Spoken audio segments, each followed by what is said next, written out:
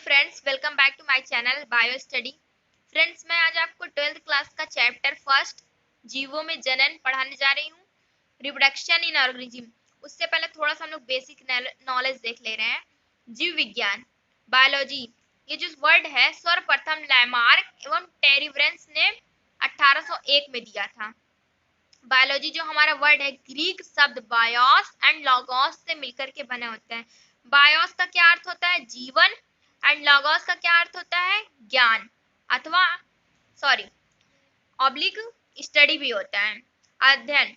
जीवन का अध्ययन करना ही क्या कहलाता है? जीव विज्ञान कहलाता है। डिफिनीशन की बात कर लेते हैं।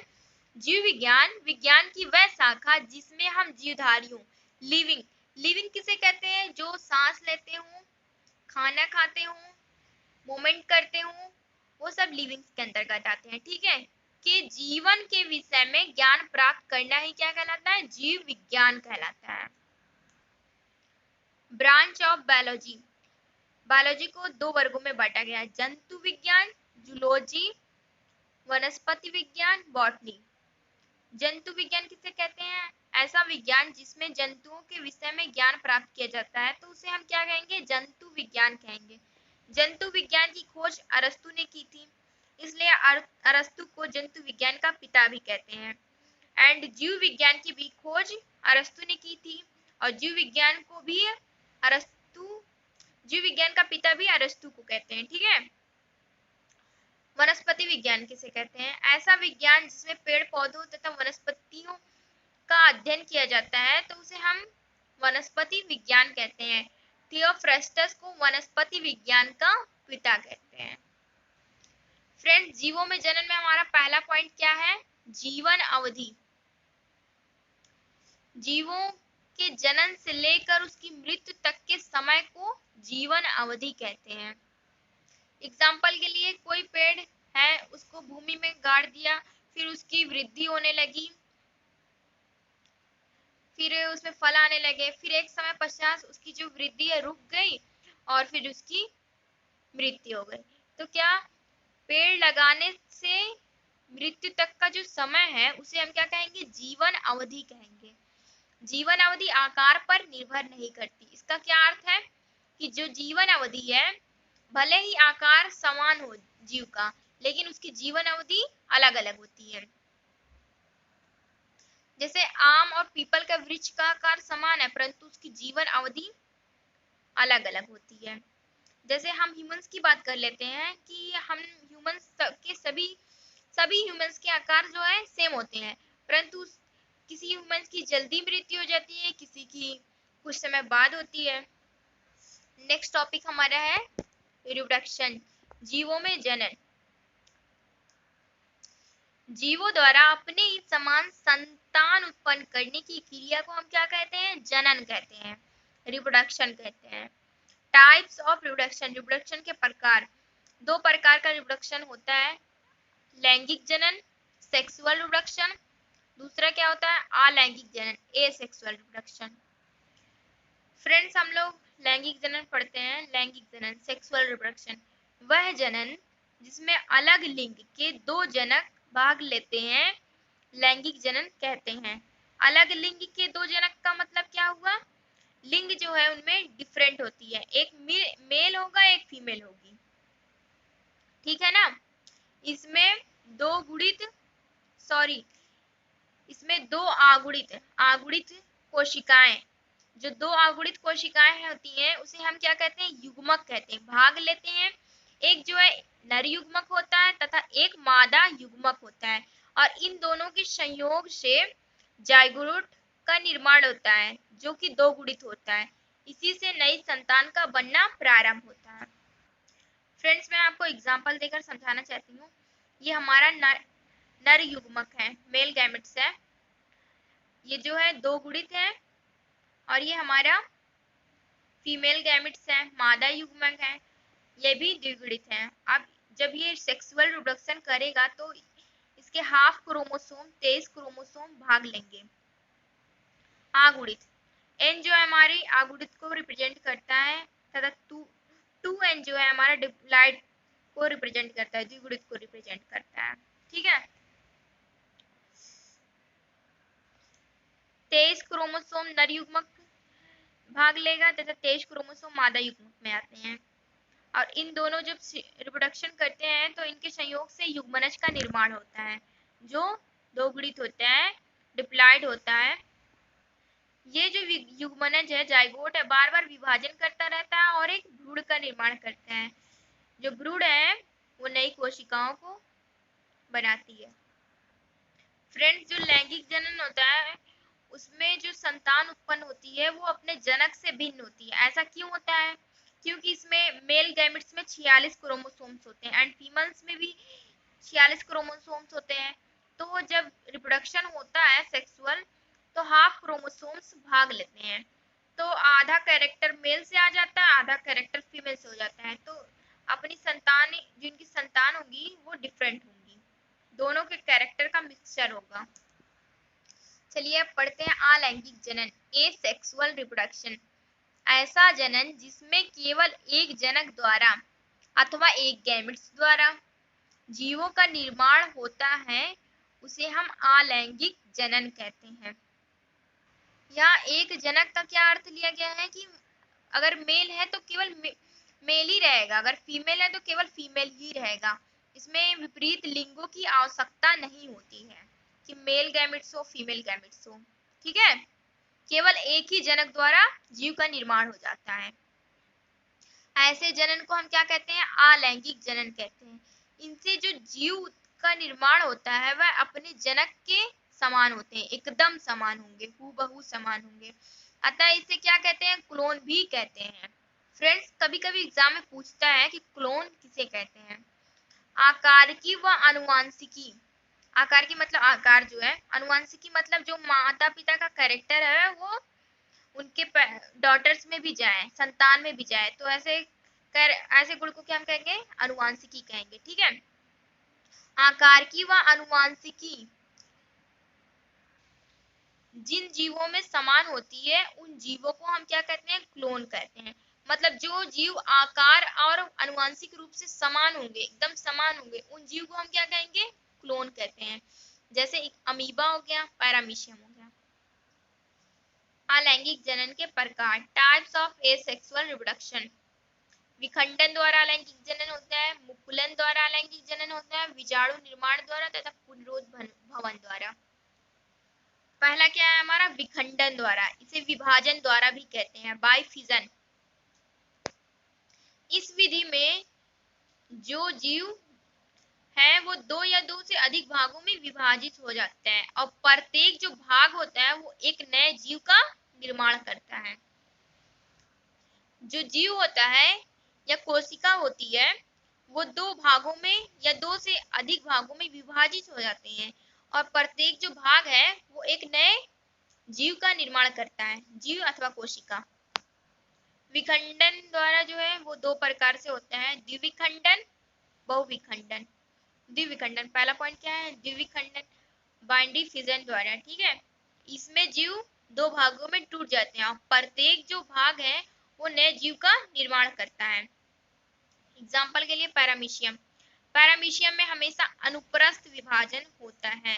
अनुप्रस्थ का क्या अर्थ हुआ? कि इसकी चौड़ाई से, वेट से इसके विभाजन होगा, ना कि लंबाई से। अगर लंबाई से होता तो ऐसे होता विभाजन।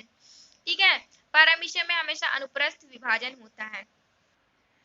फ्रेंड्स, हमारा जो पैरामीशियम है ये उसका स्ट्रक्चर है, इसमें एक दीर्घ केंद्रक माइक्रोन्यूक्लियस तथा एक लघु केंद्रक माइक्रोन्यूक्लियस, मैक्रो एंड माइक्रोन्यूक्लियस पाया जाता है।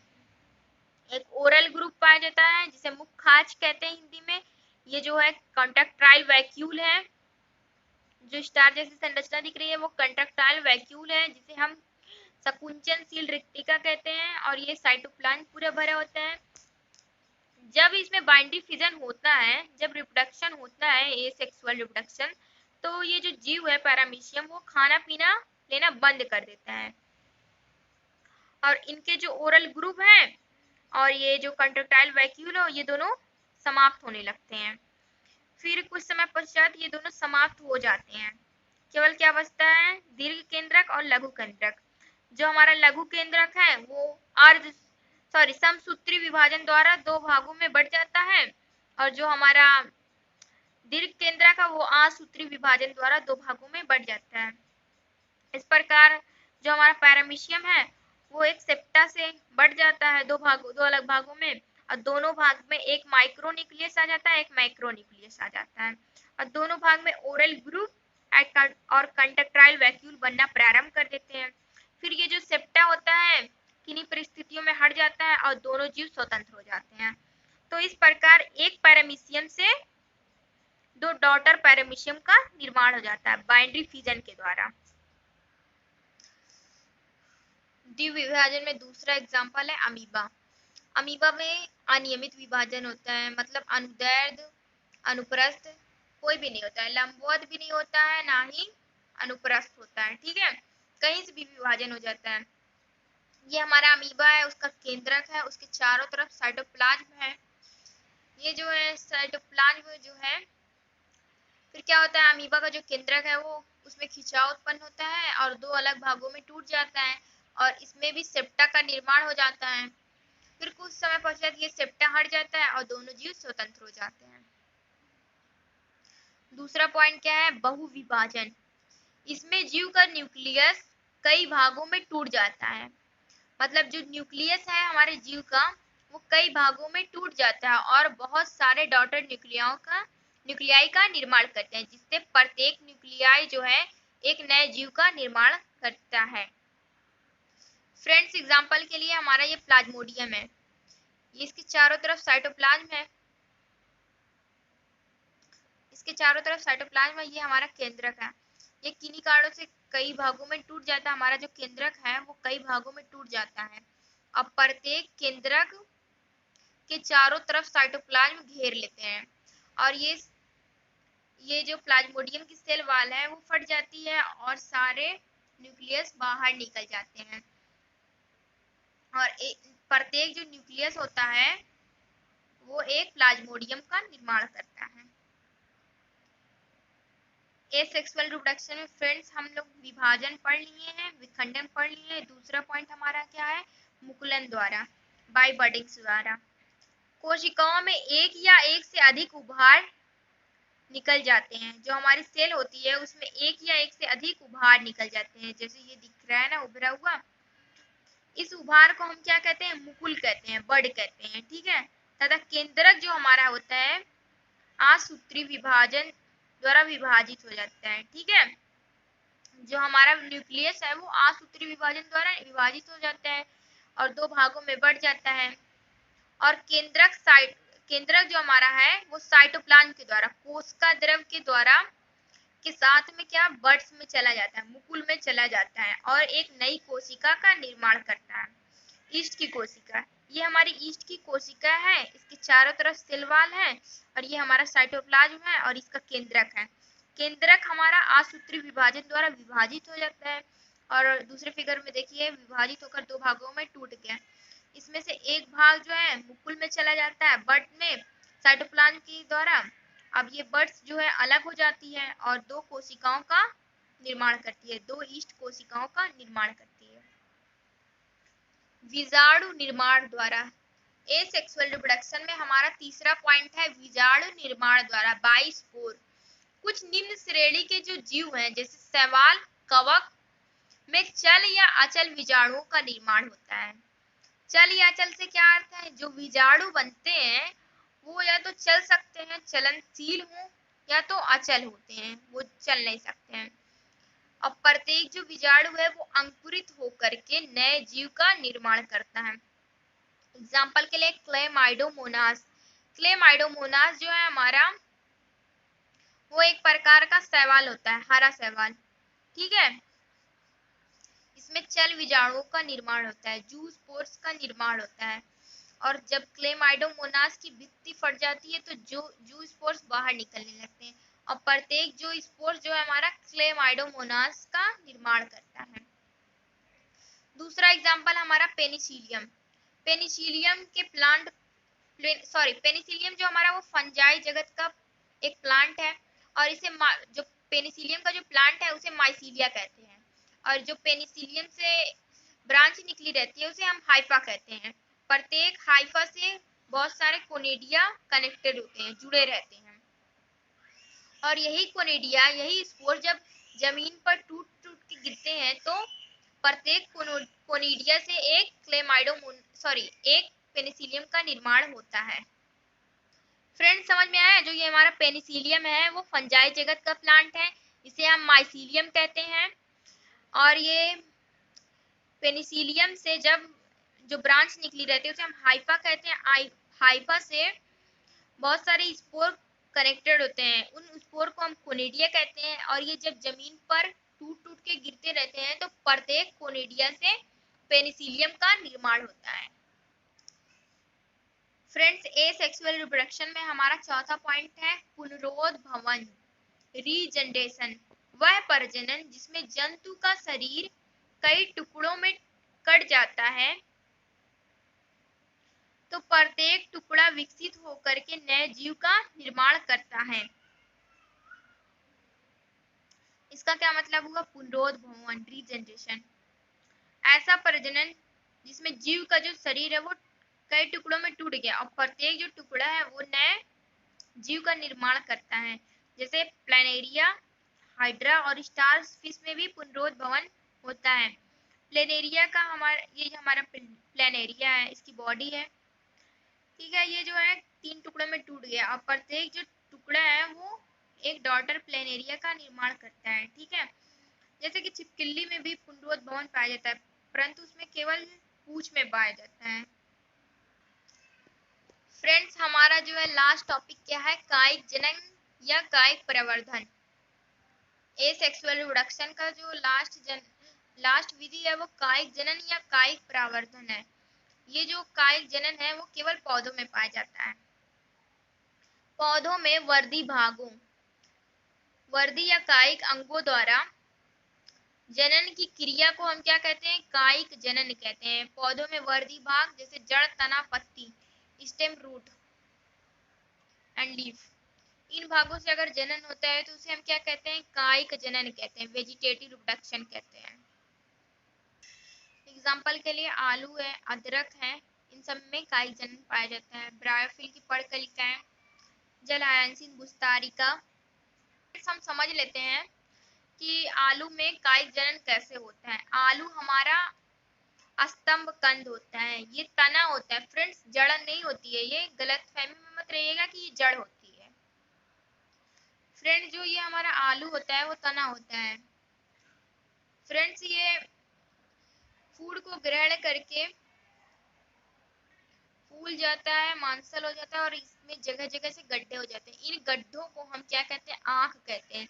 इन आंख से कलिकाएं लगी होती हैं, ये हमारी कलिकाएं, ये जो हमारी हैं वो कलिकाएं होती हैं। कलिकाओं में सल्क पत्र उपस्थित होते हैं।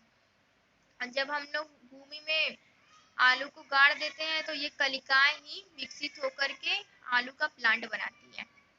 ठीक है। अदरक, अदरक जो हमारा परकंद होता है, राइजोम होता है। अदरक में सल्क पत्र उपस्थित होता है तथा इसके साइड साइड में कलिकाएं उपस्थित होती हैं। यही कलिकाएं जो है परिस्फुटित होकर के नए पौधे को निर्माण करती है।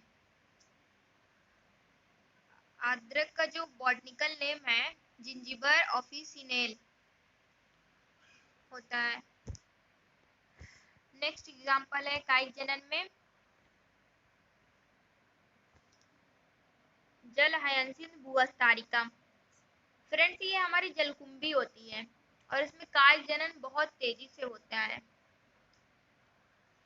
ऊपर की तरफ इसकी पत्तियां होती हैं, फूड कलेक्ट करके फूल जाती है, नीचे की तरफ जड़ें होती हैं।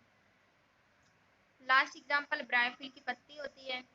कुछ पत्तियां जो है फूड को ग्रहण करते करते फूल जाती हैं और उसमें अपस्थानिक कलिकाएं निकलने लगती हैं। ये अपस्थानिक कलिकाएं जब भूमि में गिर जाती हैं टूट करके तो प्रत्येक कलिका एक नए पौधे को जन्म देती है।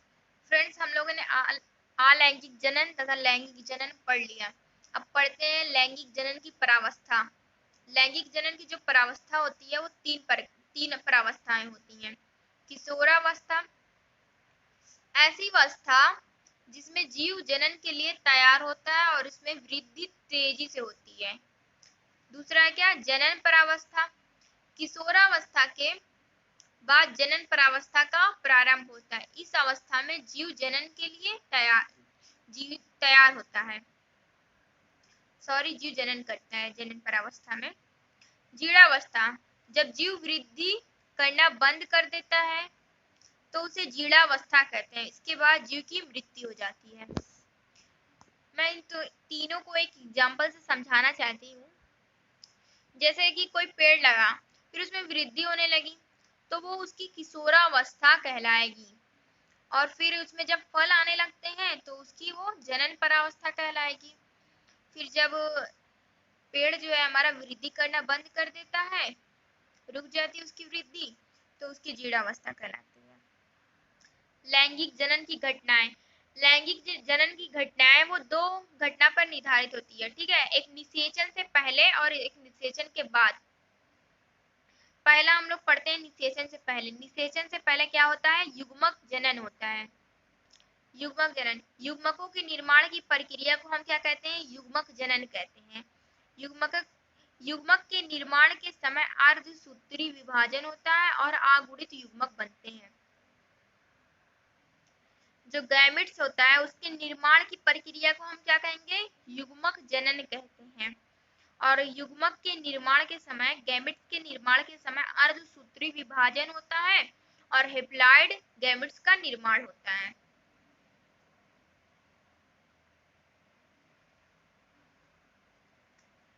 फ्रेंड्स, युग्मकों के प्रकार पढ़ते हैं। युग्मक हमारा समयुग्मकी होता है और विषम युग्मकी होता है। ठीक है, जब नर या मादा युग्मक समान होते हैं तो उसे हम समयुग्मक कहते हैं, जैसे शैवाल, क्लेमाइडोमोनास। विषम युग्मक पढ़ लेते हैं, जब नर या और मादा असमान होते हैं, अलग अलग होते हैं, तो उसे हम क्या कहते हैं? विषम युग्मक कहते हैं। युग्मक स्थानांतरण, गैमेट्स हम लोग पढ़ चुके हैं, अब पढ़ते हैं युग्मक स्थानांतरण। युग्मक के निर्माण के पश्चात निषेचन के लिए युग्मक एक दूसरे के पास आते हैं। इस क्रिया को हम युग्मक स्थानांतरण कहते हैं। अधिकतर जीवों में नर युग्मक चलनशील तथा मादा युग्मक अचल होता है।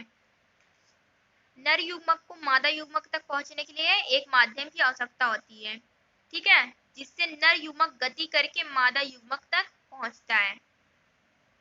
एग्जाम्पल के लिए हम लोग देख ले रहे हैं कि ब्रायोफाइटा, टेरिडोफाइटा। ब्रायोफाइटम जो फीमेल गैमेट्स होता है वो अचल होता है, मेल गैमेट्स जो है चल होता है, और मेल गैमेट्स को फीमेल गैमेट्स तक पहुंचने के लिए जल की आवश्यकता होती है। मेल गैमेट्स तैर करके फीमेल गैमेट्स तक पहुंचता है। ठीक है, अब बात करते हैं निषेचन किसे कहते हैं। नर तथा मादा युग्मक के संयोजन को हम क्या कहते हैं?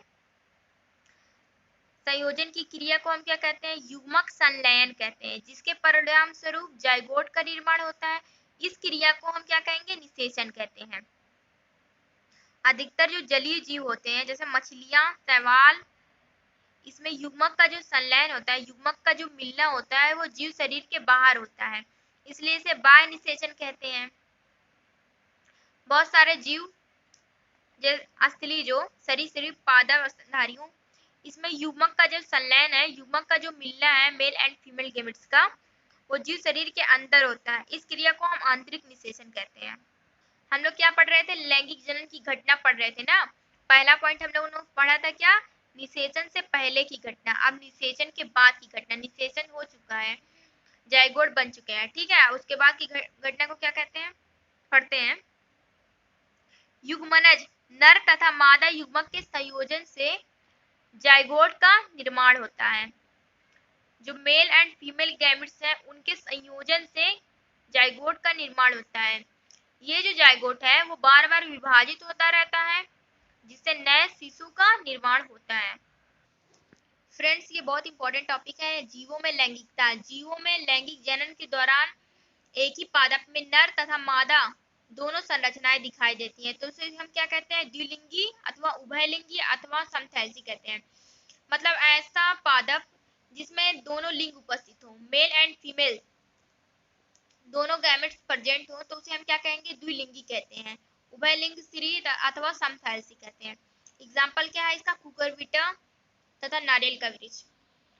जब और एक लिंगी किसे कहते हैं? जब एक ही प्लांट में केवल एक लिंग उपस्थित हो, चाहे वो नर हो चाहे मादा, तो उसे हम क्या कहेंगे? एक लिंग स्त्री अथवा विषम थैलसी कहते हैं।